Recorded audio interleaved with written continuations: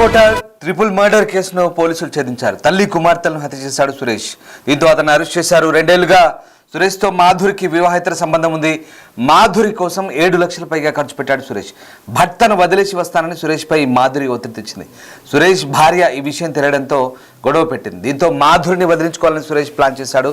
ఈ నెల 2న భర్త ఇంట్లో లేడని మాధురి పిలిచింది. ఈ టైంలోనే వాషింగ్ మిషన్ కొనివ్వాలంటూ ఒత్తిడి తెచ్చింది. దీంతో మాధురిని కర్రతో కొట్టి చంపేశాడు సురేష్. స్థానికులు ఉంటారని పిల్లలను చంపాడు నిందితుడు. ఇక సాక్షులుగా ఉంటారని పిల్లల్ని నిందితుడు చంపినట్టు తెలుస్తుంది. దోపిడీగా జరిగినట్లు కలరింగ్ ఇచ్చేందుకు ఇంట్లో నగదు ఎత్తుకెళ్లాడు సురేష్. మొత్తం మీద ఈ వ్యవహారం సంచలనం రేపింది. సామర్లకోట ట్రిపుల్ మర్డర్ కేసు వ్యవహారానికి సంబంధించి ఆసక్తికర పరిణామాలైతే చోటు చేసుకున్నాయి. ఇక ఈ వ్యవహారంలో తొలుత భర్తను అనుమానించారు. భర్త డ్రైవర్గా పనిచేస్తాడు, నైట్ డ్యూటీకి వెళ్తాడు. అయితే అతను డ్యూటీలోనే ఉన్నట్టుగా పోలీసులు నిర్ధారించుకున్న తర్వాత అతను హత్య చేయలేదని, అతనికి ఈ హత్యకు ఎలాంటి సంబంధం లేదని పోలీసులు భావించారు. అయితే ఆ భర్త డ్యూటీ నుంచి తిరిగి రాగానే రక్తపు మడిగిలో భార్య పిల్లలు పడి ఉండడాన్ని చూసి తట్టుకోలేక వెంటనే పోలీసులకు ఫిర్యాదు చేశాడు. విగత జీవులుగా మారిన భార్య పిల్లలు చూసి షాక్ గురయ్యాడు భర్త. వెంటనే పోలీసులకు సమాచారం ఇవ్వడంతో పోలీసులు భర్తను కూడా క్రాస్ చెక్ చేశారు. కానీ నిందితుడు వేరే వ్యక్తి అని తెలుసుకున్న తర్వాత పోలీసులు అతని కోసం ఆరా తీశారు. అతన్ని పట్టుకున్న తర్వాత పోలీసులు తమదైన స్టైల్లో విచారించినప్పుడు మొత్తం వ్యవహారం బయటపడింది. వాస్తవానికి ఈ నిందితుడు సురేష్ ఎవరైతే ఉన్నారో ఈ హత్య గావించబడ్డ మాధురితో అతనికి గత 7 ఏళ్లుగా వివాహితర సంబంధం కొనసాగుతున్నట్టుగా తెలిసింది. సో ఈ సంబంధానికి సంబంధించి ఇద్దరి మధ్య గొడవలు ప్రారంభమయ్యే ఇటీవల కాలంలో. ఇక సురేష్ ఆ మాధురి కోసం దాదాపు 7 లక్షలు ఖర్చు పెట్టినట్టుగా చెప్తున్నాడు. సో మొత్తం వ్యవహారం సురేష్ భార్యకు తెలవడంతో ఇంట్లో గొడవలు జరుగుతున్నాయి. అయితే మాధురిని వదిలించుకునే క్రమంలో సురేష్ తన ఇంటికి వెళ్ళాడు. ఇంట్లో ఎవరు లేరని పిలిచిన మాధురి మాట ప్రకారం ఇంటికి వెళ్ళాడు. దీంతో మరిన్ని వస్తువులు కావాలంటూ ఇంట్లో హోమ్ నీడ్స్ కావాలంటూ పట్టుబట్టింది. కూలర్ కొనివ్వమంటూ ఆమె గొడవ చేయడంతో ఆగ్రహించిన సురేష్ ఆమెపై దాడి చేసి చంపినట్టుగా తెలుస్తుంది. ఇక చూసిన పిల్లలు ఎక్కడ సాక్ష్యం చెప్తారేమోనని బయటికి తన విషయం పొక్కుతుందేమో అని చెప్పేసి పిల్లల్ని కూడా హత్య చేశాడు. సో టోటల్గా 3 మర్డర్లు చేశాడు. ఈ మొత్తం వ్యవహారంలో మొత్తం 3 చంపేశాడు సురేష్.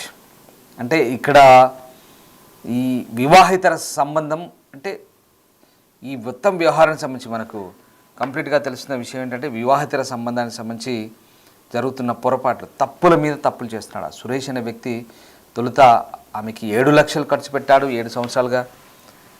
చివరికి వదిలించుకునే క్రమంలో ఏదో ఒక మాట చెప్పి వదిలించుకుంటే అయిపోయేది. కానీ ఆమెని ఎలాగైనా వదిలించుకోవాలనే క్రమంలో ఆమె చెప్పిన అంశాలు ఇంకా తనతో ఖర్చు పెట్టిస్తుందనే కోపంతో ఆమె తల పగలగొట్టి చంపేశాడు. అంతేకాదు అది చూసిన పిల్లల్ని కూడా చంపేశాడు. అంటే ఇక్కడ ముగ్గురిని హత్య చేశాడు. 3 హత్యలు చూడండి. క్షణికా విషయంలో అసలు అతనికి వేరే వ్యక్తి భార్య పిల్లల్ని కూడా ఇతను అంటే అక్రమ సంబంధం ఉండడం వల్ల ఈ వివాహితర సంబంధంతో పూర్తి స్థాయి హక్కులు పరిణమించినట్టుగా ఆయన భావించాడు. ఆమె దగ్గరికి 7 ఇయర్స్గా వెళ్తున్నాడు. తనతో కలిసి ఒక రకంగా సహజీవనం చేసిన మాదిరిగానే భర్త ఇంట్లోంచి వెళ్ళగానే ఇతను కంప్లీట్గా ఇంట్లోకి చొరబడ్డం.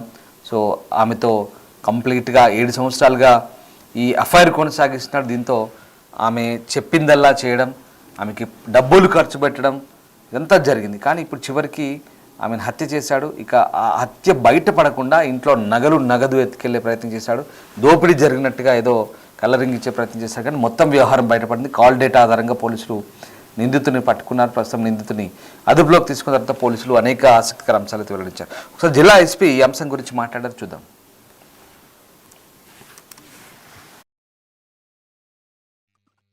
ములపర్తి మాధురి గారు, ఆవిడ 2 పిల్లలు ఇంట్లో చనిపోయి పడిపోయి ఉన్నట్టుగా ఆమె హస్బెండ్ వచ్చి పక్కన నైబర్స్కి చెప్తే నైబర్స్ పోలీస్ కంప్లైంట్ చేయడం జరిగింది. వెంటనే పోలీస్ సీన్ విజిట్ చేసి అక్కడ చూడగా మాధురి గారు అట్లనే ఆమె 2 డాటర్స్ పుష్పకుమారి గారు అట్లనే జెస్సీ లోనా గారు, వీళ్ళిద్దరు పిల్లలు 6 ఇయర్స్ అండ్ 8 ఇయర్స్, వాళ్ళందరూ రక్తపు మడుగులో పడిపోయి ఇంట్లో ఉండగా కనిపించింది. సీన్ విజిట్ చేసిన తర్వాత ఫోరెన్సిక్ ఎవిడెన్స్ అంతా గ్యాదర్ చేయడం జరిగింది. అక్కడ ఏదైతే బ్లడ్ శాంపిల్స్ ఉన్నాయి, వాళ్ళు ఏ స్టేట్ లో ఉన్నారు అనేది చూసి ప్రైమరీగా అక్కడ స్ట్రగుల్ ఏం కనిపించలేదు. సో ఎవరో తెలిసిన వాళ్ళే చేసుంటారు అని సస్పెక్ట్ చేసాం మేము. చేసిన తర్వాత టెక్నికల్ ఎవిడెన్స్ అంతా గ్యాదర్ చేసి టవర్ డంప్ అట్లనే ఎవరెవరు కాంటాక్ట్ లో ఉన్నారు చనిపోయిన విక్టిమ్ తో ఇదంతా ఎంక్వైరీ చేసిన తర్వాత నిన్న దానిలో అక్యూజ్డ్ కింద తలే సురేష్ అనే ఆయన్ని అరెస్ట్ చేయడం జరిగింది. ఈ సురేష్ అనే అతను మాధురి గారితో ఒక 2 సంవత్సరాల నుంచి వివాహేతర సంబంధం కలిగి ఉండి వాళ్ళిద్దరూ తరచూ కలుస్తూ ఉన్నారు. ఒక 2 సంవత్సరాల్లో ఒక 7 లక్షల రూపాయలు ఆమె నిమిత్తం, ఆమె కుటుంబ సభ్యుల నిమిత్తం ఖర్చు చేసినట్టుగా చెప్తున్నాడు అతను. అట్లనే ఈ మధ్యన అతని భార్యకు కూడా అనుమానం వచ్చి ఇంట్లో కూడా వివాహేతర సంబంధం ఏదో ఉందని ఆమె కొంచెం గొడవ పడటం జరుగుతుంది. అదే బ్యాక్గ్రౌండ్ లో మాధురి గారితో కూడా కొంత గొడవ పడుతూ ఉన్నాడు. సో థర్డ్ ఇన్సిడెంట్ కి ముందు రోజు రాత్రి మాధురి గారి భర్త లేని సమయంలో ఆవిడ కాల్ చేసి పిలవగా ఆవిడ ఇంటికి వెళ్ళి వెనక డోర్ నుంచి ప్రవేశించి ఆవిడతో పాటు కాసేపు టైం గడిపిన తర్వాత ఇంకొంచెం బంగారము, వాషింగ్ మెషిన్ కొనమని ఆవిడ అడిగేసరికి అతని కోపంతో ఒక దుడ్డు కర్ర తీసుకొని ఆవిడని ఒక దెబ్బ కొట్టడం జరిగింది. కొట్టిన తర్వాత ఆవిడ కింద పడిపోయిన శబ్దానికి పిల్లలు లేచేసరికి వాళ్ళు ఎక్కడ ఐ విట్నెస్లు అవుతారు అని వాళ్ళిద్దరిని కూడా కొట్టేసి అక్కడి నుంచి వెళ్ళిపోయాడు. వెళ్ళిపోయిన తర్వాత మేము ఎప్పుడైతే అతన్ని అరెస్ట్ చేసామో 7వ తారీఖున షుగర్ ఫ్యాక్టరీ దగ్గర, అక్కడ అతని లారీని కూడా సీజ్ చేయడం జరిగింది.